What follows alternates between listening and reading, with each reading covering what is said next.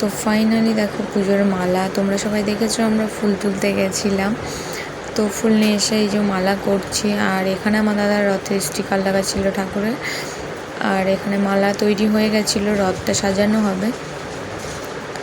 তো দেখো রথ সাজানো হবে, আর ঠাকুরমশাই এসে বসেও ছিল, অনেকটা দেরিও হয়ে গেছিলো আমাদের রথটা সাজিয়ে, ঠাকুরমশাই পুজো দিতে বসেও গেছে।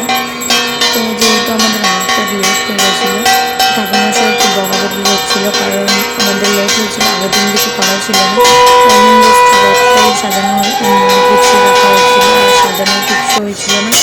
আর আজকেই আমরা জাস্ট বাজার করে সব কিছু রেডি করেছিলাম, ওই জন্য লেট হয়ে গেছিলো।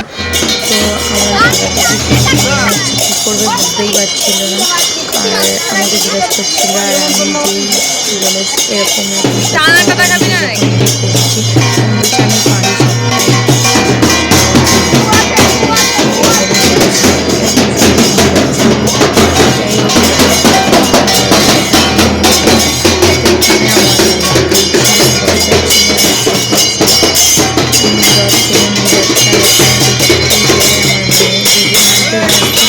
আমার দাদা করতাল বাজাচ্ছে, আর এখানে আমি ঢাক বাজাচ্ছিলাম, আর একটা দাদার মেয়ে যে কিনা কাঁসা বাজাচ্ছিল।